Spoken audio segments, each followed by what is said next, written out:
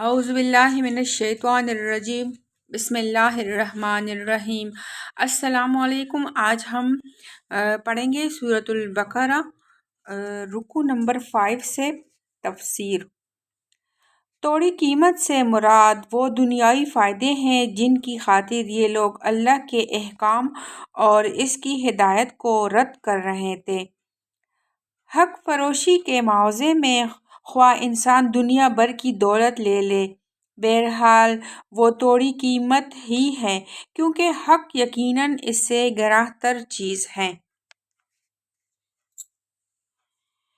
اس کا یہ مطلب نہیں کہ ہمیشہ کے لیے تمہیں تمام دنیا کی قوموں سے افضل قرار دیا تھا، بلکہ مطلب یہ ہے کہ ایک وقت تھا جب دنیا کی قوموں میں تم ہی وہ ایک قوم تھے جس کے پاس اللہ کا دیا ہوا علم حق تھا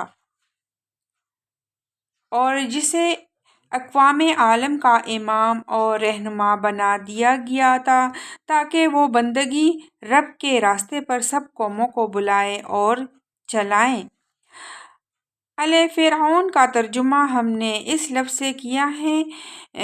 اس میں خاندان فرعونہ اور مصر کا حکمرانہ طبقہ دونوں شامل ہیں، یعنی مصر سے نجات پانے کے بعد جب بنی اسرائیل جزیرہ نمائے سینا میں پہنچ گئے تو حضرت موسیٰ کو اللہ تعالیٰ نے 40 شب و روز کے لیے کوہ طور پر طلب فرمایا تاکہ وہاں اس قوم کے لیے جو اب آزاد ہو چکی تھی قوانین، شریعت اور عملی زندگی کی ہدایت عطا کی جائے۔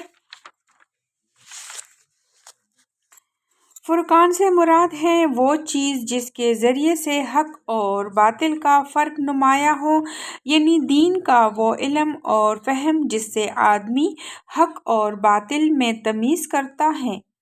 یعنی اپنے ان آدمیوں کو قتل کرو جنہوں نے گوسا لے کر معبود بنایا اور اس کی پرستش کی۔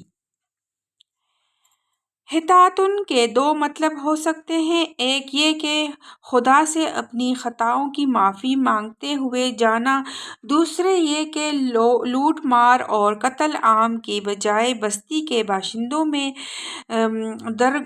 درگزر اور عام معافی کا اعلان کرتے جانا۔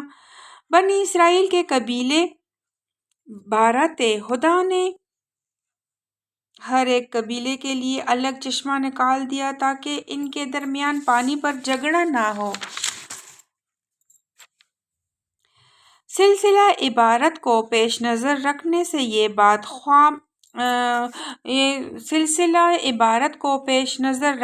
یہ بات خود بخود واضح ہو جاتی ہے کہ یہاں ایمان اور اعمال صالح کی تفصیلات بیان کرنا مقصود نہیں ہے کہ کن کن باتوں کو آدمی مانے اور کیا کیا اعمال کرے تو خدا کے ہاں اجر کا مستحق ہوگا۔